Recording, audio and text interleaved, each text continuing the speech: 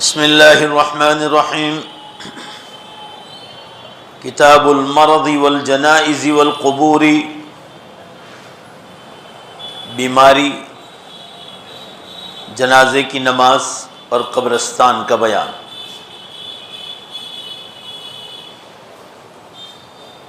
پانچ ہفتے تک تقریباً بیماریاں اور اس کا اسلامی علاج چلتا رہا۔ اب یہ نیا بیان شروع کر رہے ہیں۔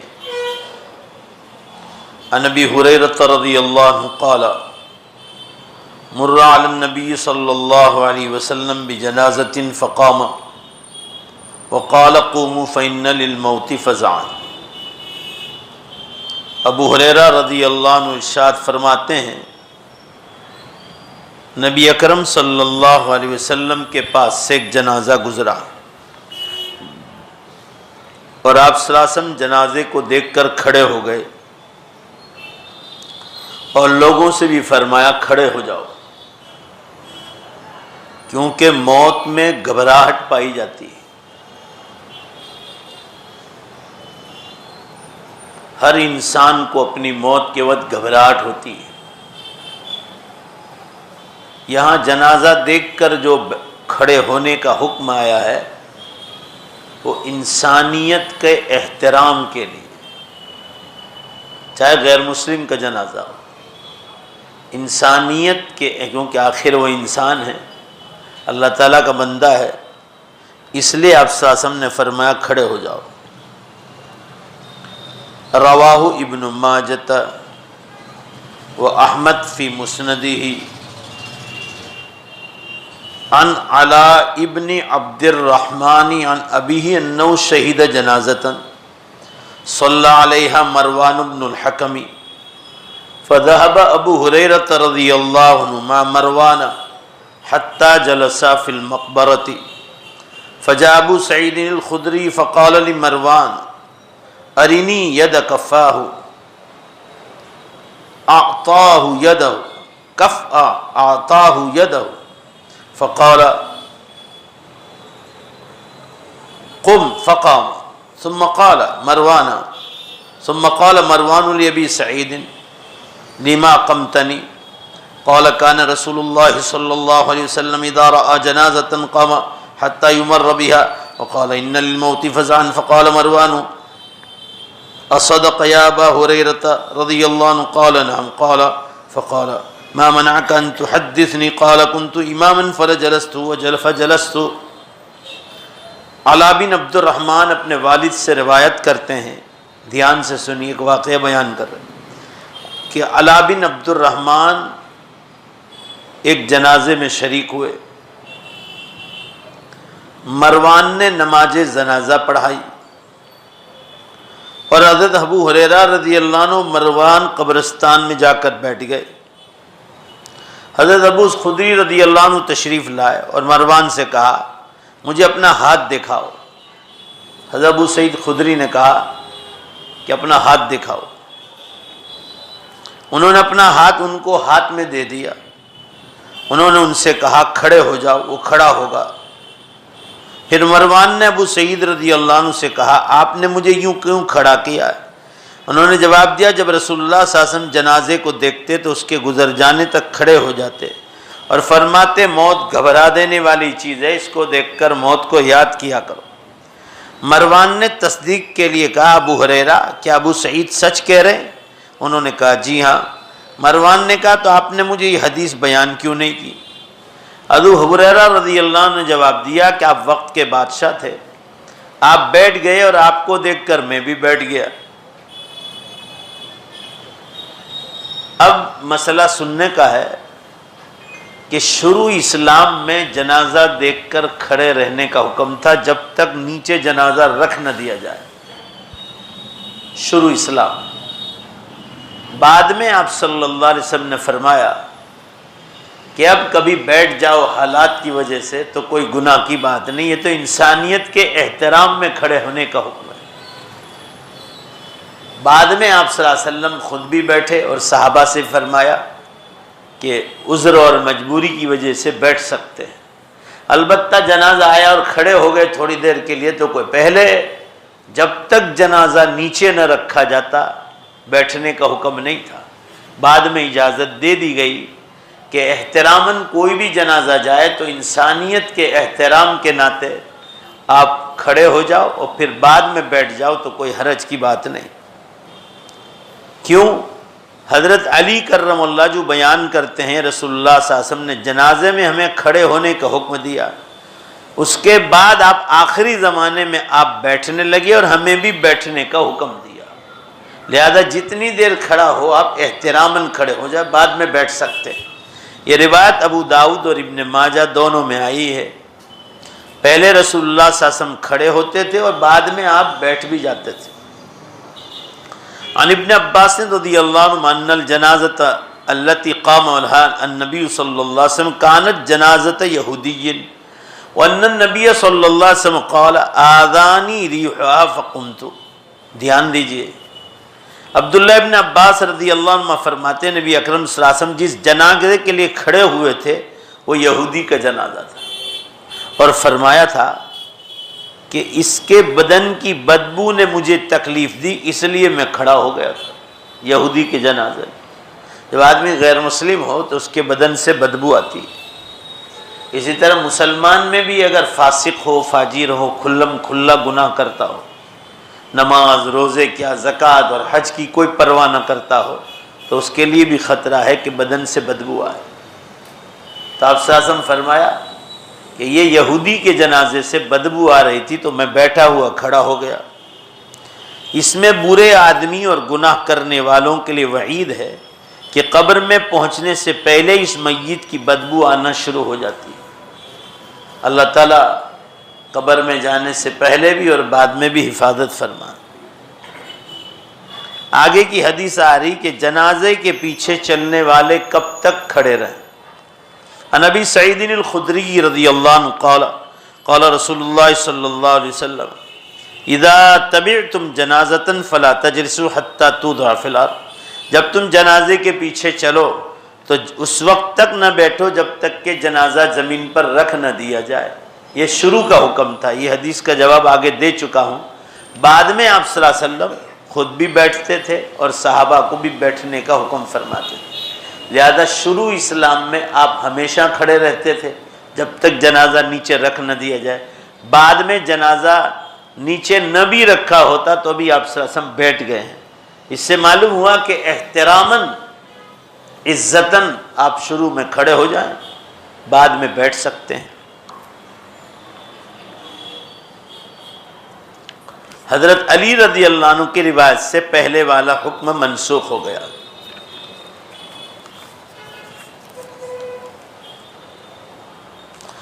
سیدنا عبادہ بن صامت رضی اللہ عنہ فرماتے ہیں رسول اللہ صلی اللہ علیہ وسلم اس وقت تک کھڑے رہتے تھے جب تک کہ جنازے کو قبر میں نہ رکھ دیا جائے.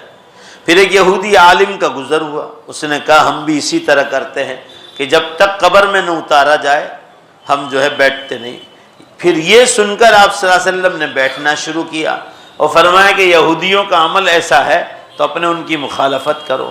فرمایا اگر جنازہ نہ بھی نیچے رکھا ہو تو تم بیٹھ سکتے ہیں، کوئی حرج کی بات نہیں. آگے کی حدیث آ رہی کہ جب انسان بیمار پڑتا ہے اور بخار آتا ہے، بدن گرم ہو جاتا ہے تو یہ جہنم کی آگ کے لیے بدلہ بن جاتا ہے. دھیان سے سنیے. عن ابی ہریرہ رضی اللہ عنہ عن رسول اللہ صلی اللہ علیہ وسلم قال انه عاد مريضا ومعه ابو هريره رضي الله عنه من وعك كان به فقال له رسول الله صلى الله عليه وسلم ابشر ان الله يقول يا ناري اسلطها على عبد المؤمن في الدنيا ليكون حظه من النار في الاخره. تخريج احمده في احمد اخرجه احمد في مسنده وابن ابي شيبه في المصنف وابن ماجہ والترمذی. یہ چار حدیث کی کتابوں میں یہ حدیث آئی ہے. سیدنا ابو ہریرہ رضی اللہ عنہ فرماتے ہیں رسول اللہ صلی اللہ علیہ وسلم ایک بیمار جسے بخار آیا تھا اس کی بیمار پرسی کے لیے تشریف لے گئے. بیمار تھا، اس کو بخار آیا تھا. میں بھی آپ صلی اللہ علیہ وسلم کے ساتھ تھا. حضرت ابو ہریرہ فرمانا بھی حضور صلی اللہ علیہ وسلم کے ساتھ میں بھی ساتھ تھا. آپ صلی اللہ علیہ وسلم نے اسے فرمایا خشک ہو جاؤ. اس بیمار سے کہا خوش ہو جاؤ، خوشخبری ہو آپ کے لیے کہ اللہ تعالیٰ فرماتے ہیں، آپ صلی اللہ علیہ وسلم نے فرمایا، دیکھو کیسی کیسی حدیثیں آ رہی، ہم کو علم سیکھنے کو ملتا ہے۔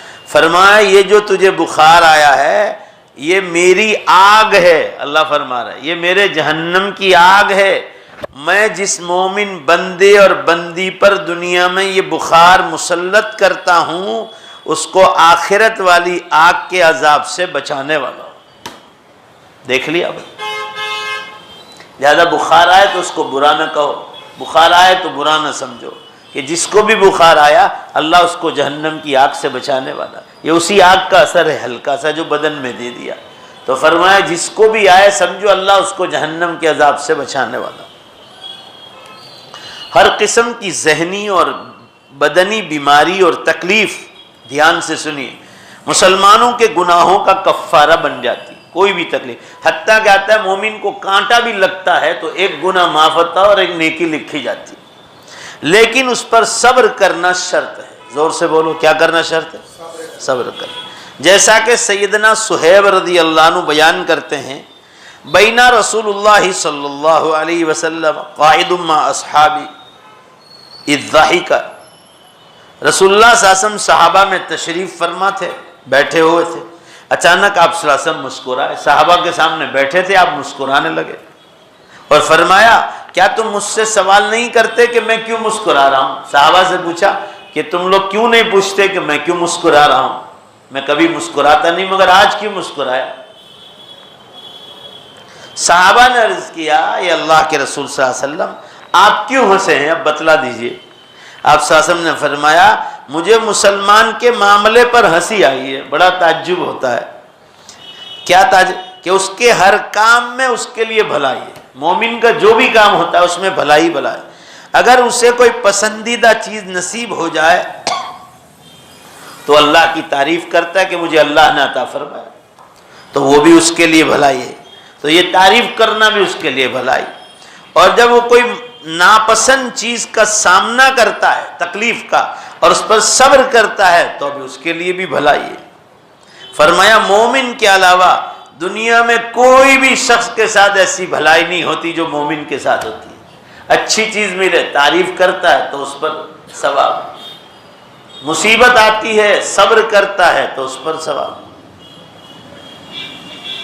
آگے حدیث ہے ان عثمان بن عفان رضی اللہ عنہ مرفوعا الحمى حظ المؤمن من النار یوم القیامہ، اسی قسم کی حدیث دوسری آئی، عثمان بن عفان رضی اللہ عنہ سے روایت ہے، رسول اللہ صلی اللہ علیہ وسلم نے فرمایا مومن کے لیے بخار قیامت کے دن اس سے حصے کی آگ کا بدلہ ہے، یعنی اگر بخار نہ آتا تو جہنم کی آگ چکھنی پڑتی، اللہ تعالیٰ نے یہاں بھیج دیا، یہ بشارت ہے کہ اللہ آپ کو جہنم کی آگ سے بچانے والے۔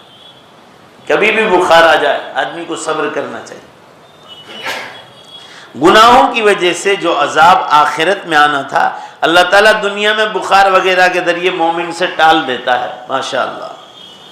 حضرت ابو امامہ رضی اللہ عنہ مرفوعاً روایت کرتے ہیں الحمى کیر من جہنم فما اصاب المؤمن منها كان حظه من النار، ابو امامہ رضی اللہ عنہ فرماتے ہیں رسول اللہ صلی اللہ علیہ وسلم نے فرمایا بخار جس کو آتا ہے وہ جہنم کی دھونکنی ہے، جو مومن بھی بخار میں بیمار ہوگا یہ اس کے حق میں جہنم والے حصے کے بدلہ بن جائے گا، مطلب اس کو جہنم کی آگ ٹچ نہیں کرے گی۔ آگے کی روایت آ رہی کہ بیماریاں ہوں یا امتحان ہو یہ گناہوں کا کفارہ ہے، بیماریاں اور آزمائشیں امتحان گناہوں کا کفارہ بنتی مومن کے لیے، اس میں بنیادی شرط یہ ہے کہ آدمی صبر کرے، جائز وسائل کے ذریعے علاج کرے، شفا یاب نہ ہونے یا شفا میں تاخیر ہونے کی صورت میں اللہ کے فیصلے پر مکمل رضامند ہو جائے۔ ام العلا رضی اللہ عنہ فرماتے ہیں قالت عادنی رسول اللہ صلی اللہ علیہ وسلم وانا مریضۃ، ام علا ایک صحابیہ عورت ہے، وہ فرماتی ہے میں بیمار ہو گئی، رسول اللہ صلی اللہ علیہ وسلم میری بیمار پرسی کے لیے تشریف لائے اور فرمایا ابشری یا ام العلا، اے ام علا آپ خوشخبری سن لو، فإن مرض المسلم يذهب الله به خطاياه، مومن کو جب بیماری لگتی تو اللہ اس کے گناہوں کو معاف کرتا ہے، کما تذهب النار خبث الذهب والفضة، جیسے آگ سونے اور چاندی میں ملاوٹ جو لگی ہے کھوٹ، اس کو آگ ختم کر دیتی ہے، اس طرح مومن کو بیماریاں اور پریکشا، روزی روٹی میں پریکشا آتی ہے، حکومت کی طرف سے کچھ اعلان آیا یا فائن بھرنا پڑا، فرما یہ جہنم کی آگ کا بدلہ ہے، اللہ تعالیٰ آپ کو بچائے، اس لیے امتحان بھیجا۔ جب بھی تکلیف آئے آدمی یہ سمجھے امتحان ہے، امتحان اللہ کی طرف، اس میں کچھ خیر ہونے والی ہے۔ اگرچہ بیماریوں اور امتحانوں کو برداشت کرنا بڑے دل گردے کا کام، لیکن اللہ تعالیٰ نے خصوصی احسان کرتے ہوئے ان کو ہماری لغزشوں کے آثار کو ختم کرنے کا ایک بہانہ بنا دیا۔ یعنی بیماری آزمائش بہت بڑا دل رکھنے کی بات ہے، آسان کام نہیں، مگر پھر بھی اللہ تعالیٰ نے خصوصی احسان کرتے ہوئے ان بیماریوں کو، ہمارے گناہوں کے آثار کو ختم کرنے کا ایک بہانہ بنا دیا۔ بیماری آئی، گناہ معاف ہو رہے، بزنس پر حالات آئے، سمجھو گناہ معاف ہو رہے، بشرطے کہ ہم اللہ تعالیٰ کے فیصلے پر راضی رہیں۔ اس مصیبت سے نجات حاصل کرنے کے لیے یہ یاد رکھیے گا، غیر مسلم کے دروازوں پر جانا شروع کر دے تو سمجھ لو یہ آفت ہٹنے والی نہیں۔ اب کسی غیر مسلم بھوئے کے پاس چلے گئے، بہت آج کل بیماریاں، ہماری عورتیں بھی بہت جاتی ہیں غیر مسلموں کے پاس، یہ نہیں جانا چاہیے۔ حدیث میں ہے اگر اس کی بات پر یقین کیا تو اس نے ایمان کو دھو دیا، دوبارہ کلمہ پڑھنا چاہیے، کیونکہ غیر مسلم ایمانیات سے تھوڑی بتلائے گا، وہ تو شرک اور کفر سے بتائے گا۔ جس ہستی کی طرف سے آفت آئی ہے وہ ہے اللہ کی ذات، وہی اس کو دور کرنے پر بولو زور سے بے شک پوری طاقت رکھتا ہے۔ ہاں اگر کچھ عرصے تک اس کو شفا نہ دے تو صبر کر لے، کچھ عرصے تک مصیبت جلدی نہ ہٹے تو صبر کرے، کیونکہ اللہ تعالیٰ کے در پر دیر ہو سکتی ہے مگر اندھیر نہیں ہو سکتا۔ آگے کی روایت آئی، حضرت ابو ہریرہ رضی اللہ عنہ، ابو بردہ رضی اللہ عنہ نبی کریم صلی اللہ علیہ وسلم کی کسی بیوی، غالباً وہ حضرت عائشہ رضی اللہ عنہا تھی، حضرت عائشہ سے روایت کرتے ہیں حضرت بردہ رضی اللہ عنہ فرما رہے رسول اللہ صلی اللہ علیہ وسلم بیمار ہو گئے، آپ صلی اللہ علیہ وسلم خود بیمار ہو گئے، اس بیماری میں آپ صلی اللہ علیہ وسلم کو سخت تکلیف ہونے لگی، آپ صلی اللہ علیہ وسلم بیمار ہوئے۔ حضرت عائشہ رضی اللہ عنہا نے فرمایا کہ اللہ کے رسول صلی اللہ علیہ وسلم آپ گھبرا رہے، حضور بیمار ہو گئے تو آپ کو تکلیف ہوئی، تو حضرت عائشہ نے پوچھا اللہ کے رسول آپ گھبرا رہے اور پریشان ہو رہے، اگر میں ایسا کرتی تو آپ مجھ پر ہنستے۔ حضور صلی اللہ علیہ وسلم کو کہہ رہی حضرت عائشہ کہ اگر مجھے ایسا ہوتا اور مجھے تکلیف ہوتی اور میں گھٹن محسوس کرتی تو آپ مجھ پر تعجب کرتے۔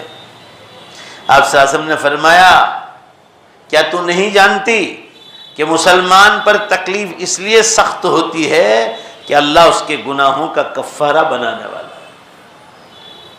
ٹھوکر بھی لگے نا، ٹھوکر بھی سر میں لگ جائے، چوٹ آ جائے، آپ کے دل کو تکلیف پہنچی ظاہری یا باطنی باہر کے امر سے، آپ سمجھو اللہ آپ سے راضی ہے، امتحان لے رہے ہیں، بس صبر کر کے کڑوا گھونٹ پی جائے، انتظار کرے کہ اس دن کا انتظار کرتا ہوں یا کرتی ہوں جب تک اللہ تعالیٰ اس بیماری سے تکلیف سے باہر نہ نکالتے۔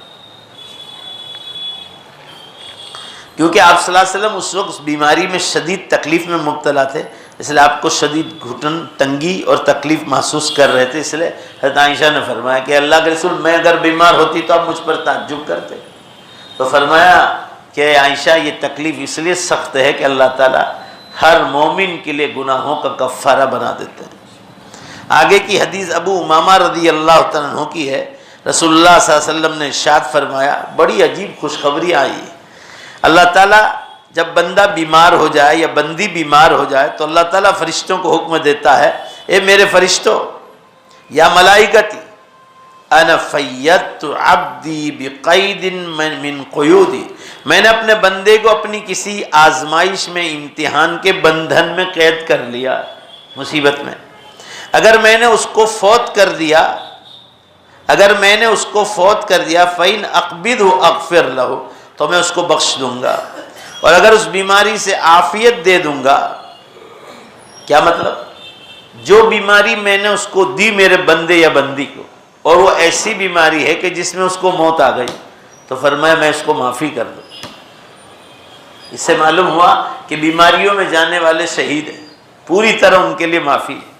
یہ کوئی چھوٹی موٹی نعمت نہیں کہ اگر بیماری میں انتقال کر گیا تو اللہ فرما رہا میں اس کو معافی کر دوں، اور اگر وہ بیماری دیر سے اگر اچھی ہو گئی اور عافیت ہو گئی اور شفایاب ہو کر کھڑا ہو گیا تو فرمایا اب اس کا کوئی گناہ باقی نہیں ہوگا، گناہ میں مٹا دوں گا سب۔ حضرت عبد الرحمن ابن اظہر رضی اللہ عنہ فرما رہے ہیں انما مثل عبد المؤمن حين يصيبه الواق والحمى كمثل حديدة تدخل النار فيذهب خبثها ويبقى طيبها۔ عبد الرحمن بن اظہر رضی اللہ عنہ سے روایت ہے، رسول اللہ صلی اللہ علیہ وسلم نے فرمایا مومن بندے کی مثال جب وہ بخار میں مبتلا ہو جاتا ہے اس لوہے کی طرح ہے جسے آگ میں پھینک دیا جاتا ہے۔ بھئی لوہے کو کاٹ ختم کرنے کے لیے لوہار آگ کی بھٹی میں ڈالتا ہے، جس کی وجہ سے اس میں جو کمی ہے وہ ختم ہو جاتی ہے، کاٹ نکل جاتا ہے۔ فرمایا اور کارآمد حصہ جو اصلی لوہا ہے باقی رہ جاتا ہے۔ فرمایا یہی حال مومن کو جب بخار میں اللہ تعالیٰ مبتلا کرتے ہیں تو جیسے لوہے میں کاٹ چڑھا تھا وہ آگ کی وجہ سے ختم کر دیا، اللہ نے مصیبت اور بیماری اتار کر تیرے گناہوں کو ختم کر دیا۔ شرط یہ ہے کہ آدمی اس پر صبر کرے۔ ابو ہریرہ رضی اللہ عنہ ارشاد فرما رہے ہیں، رسول اللہ صلی اللہ علیہ وسلم نے ارشاد فرماتے ہوئے سنا، ابو ہریرہ فرما رہے ہیں ان اللہ لیبتلی عبدہ بالسقم حتی یکفر ذلک عنہ کل ذنب۔ ہر حدیث امید دلاتی، بلا شبہ جب بندے کو بیماریوں کے ذریعے آزمایا جاتا ہے اور اللہ تعالیٰ آزماتے ہیں حتیٰ کہ ان بیماریوں کو اس کے تمام گناہوں کا کفارہ بنا دیتا ہے۔ معلوم ہوا کہ اللہ تعالیٰ مصیبت ایسے ہی نہیں اتارتا، تمام گناہوں کو معاف کر دیتا ہے۔ آزمائشوں کے سلسلے صبر آزما ہوتے ہیں، یعنی صبر مانگتے ہیں۔ بہرحال کامیاب وہی ہے جو اللہ تعالیٰ کے فیصلوں پر راضی ہوتا ہے۔ بے صبری والی صورت میں تکلیف بھی اٹھانی پڑتی ہے اور اجر و ثواب سے محروم بھی ہو جائے۔ جب آدمی بے صبری کرے گا تو پھر گناہ معاف نہیں ہو اور اجر و ثواب جو ملنے والا ہے وہ بھی ختم نہیں ہو۔ حضرت عائشہ رضی اللہ تعالیٰ کی ایک آخری روایت ہے، رسول اللہ صلی اللہ علیہ وسلم کو جب کوئی تکلیف لاحق ہوتی جس کی وجہ سے آپ فریاد کرنے لگے اور پانسے پلٹنے لگے، آپ صلی اللہ علیہ وسلم ایک وقت تکلیف آئی تو آپ حضرت عائشہ سے شکایت کی اور آپ پانسے پلٹنے لگے۔ حضرت عائشہ نے فرمایا اگر اس تکلیف کی وجہ سے اس طرح ہم میں سے کوئی کرتا تو آپ محسوس کرتے، لیکن اب خود پاسے پلٹ رہے ہیں۔ نبی اکرم صلی اللہ علیہ وسلم نے فرمایا نیک لوگوں پر سختی کی جاتی، بھائی زور سے بولو، نیک لوگوں پر ان کا امتحان آتا ہے۔ بہت بڑے بڑے اللہ والے آپ دیکھیں گے آخری زمانے میں بیمار رہے اور وہی اس کی گناہ کا کفارہ بنا دیتے، دنیا سے صاف ہو کر ہی جائے۔ اور کانٹا چبھنے جیسی تکلیف سے بھی مومن کا گناہ معاف اور اس کا درجہ بلند کیا جاتا ہے۔ حضرت ابو ہریرہ رضی اللہ عنہ سے روایت رسول اللہ صلی اللہ علیہ وسلم نے فرمایا اللہ تعالیٰ نے فرمایا جب میں اپنے مومن بندے کو آزماتا ہوں بیماریوں میں اور پریشانیوں میں اور وہ بیمار پرسی کرنے والوں کے سامنے میرا شکوہ نہیں کرتا، یعنی کوئی بیمار پرسی کرنا ہے، خبر پوچھنا ہے، اس کے سامنے شکایت اللہ کی نہیں، یہ دیکھو اللہ نے کیسی مصیبت ڈال دی نعوذ باللہ سے، فرمایا وہ نہیں ڈالی تو فرمایا اس کو اپنے قید سے آزاد کر دیتا ہوں۔ اگر وہ کسی سے شکایت نہیں کرتا ہے تو بیماری جلدی ختم کر دیتا ہوں۔ اس کے پہلے گوشت کے عوض بہترین گوشت عطا کرتا ہوں، یعنی ایسی تندرستی دیتا ہوں کہ جو بیماری میں اس کا گوشت ختم ہو گیا، دبلا پتلا ہو گیا، اللہ فرما رہے اس سے اچھا گوشت عطا کرتا ہوں اور تندرستی عطا فرماتا ہوں۔ اسی طرح اس کے پہلے خون کے بدلے بہترین خون دیتا ہوں اور وہ اثر نو نئے سرے سے کام کرنا شروع کر دیتا ہے۔ ابو ہریرہ رضی اللہ عنہ فرما رہے ام عبداللہ بنت ابو ذہاب کو کوئی تکلیف تھی، ابو ہریرہ بیان کر رہے ایک صحابین کو تکلیف ہوئی، میں تیمارداری کرنے کے لیے ان کے پاس گیا، بیمار پرسی، انہوں نے کہا اے ابو ہریرہ ایک دفعہ میں سیدہ ام سلمہ رضی اللہ عنہا جو کہ بیمار تھی ان کی بیمار پرسی کے لیے ان کے پاس گئی، انہوں نے میرے ہاتھ پر نکلا ہوا پھوڑا دیکھا تو کہا میں نے رسول اللہ صلی اللہ علیہ وسلم کو فرماتے ہوئے سنا جب اللہ تعالیٰ بندے کو آزماتا ہے اور وہ اپنی حالت و کیفیت کی بنا پر اسے ناپسند کرتا ہے تو اللہ تعالیٰ اس تکلیف کو اس کے گناہوں کا کفارہ اور اسے پاک کرنے کا سبب بنا دیتے ہیں۔ یعنی جب تکلیف اتاری تو ناپسند تو ہوگا، تکلیف ہوتی بندے کو، تو فرمایا اس کے گناہوں کا کفارہ بنا دیتا ہوں۔ اور اس کو پوری طرح پاک اور صاف کر دیتے، جب تک وہ لاحق ہونے والی بیماری سے شفا حاصل کرنے کے لیے کسی غیر مسلم کے پاس نہ جائے، مسلمان کے پاس جائے، ڈاکٹر کے پاس جائے۔ غیر مسلم سے یہاں مراد کافروں کے پاس جا کر سفلی علم کراتے ہیں، مندروں پہ جا کے، بوؤں کے پاس جا کے، یہ مراد ہے کہ غیر مسلم ڈاکٹر کے پاس جاؤ تو کوئی حرج کی بات نہیں، کوئی گناہ نہیں۔ فرمایا اگر کسی غیر مسلم کے پاس شرک کا عمل کرانے کے لیے گئے تو فرمایا اگر وہ گیا تو میں اس تکلیف کو لاکھ بار بھی اس کے پاس جائے، اس بیماری کو ختم کرنے والا نہیں۔ انسان بڑی سے بڑی آفت میں مبتلا تو ہو سکتا ہے، لیکن اس کا منصب اس کو یہ اجازت نہیں دیتا کہ اس مصیبت سے نجات حاصل کرنے کے لیے غیر مسلم کے دروازوں پر آواز دے۔ بھئی انسان پر بڑی سے بڑی تکلیف آتی ہے، مگر جس منصب پر مسلمان کو بٹھایا ہے، کہا تیرا مسلمان ہونا تجھے اجازت نہیں دے گا کہ تو کسی غیر مسلم سے علاج کروائے سفلی علم کے ذریعے۔ جس ہستی کی طرف سے آفت آئی ہے وہی اس کو دور کرنے کی پوری طاقت بھی رکھتے۔ ہاں اگر کچھ عرصے تک اس کو شفا نہ دے تو وہ صبر کرے، کیونکہ اللہ تعالیٰ کی یہاں دیر ہو سکتی ہے، زور سے بولو، مگر اندھیر نہیں ہو سکتی۔ انشاءاللہ پھر آگے کی روایت آئندہ پیر کو بیان فرمائیں گے۔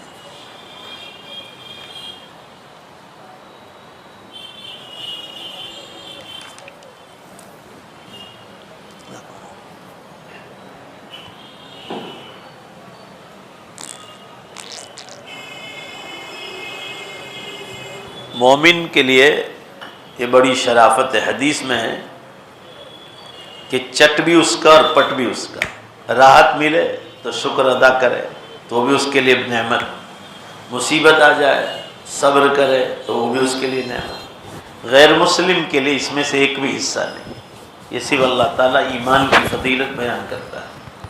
آپ نے دیکھا ہوگا کہ قرآن میں فرعون کا ذکر بار بار آیا ہے۔ فرعون وقت کا بادشاہ تھا، مصر کا، وہ یہ کہہ رہا تھا ہذہ الانہار تجری من تحتی، ایسی سرزمین خوبصورت، فرمایا جس کے نیچے سے نہریں جاری ہے، دریائے دجلہ، نیل، نائل ندی، دریائے نیل، دریائے فرات کا میں ایسے خوبصورت ملک کا مالک، مگر ایمان نہیں لایا تو ایسی آزمائش کی کہ دریا میں غرق کر دیا۔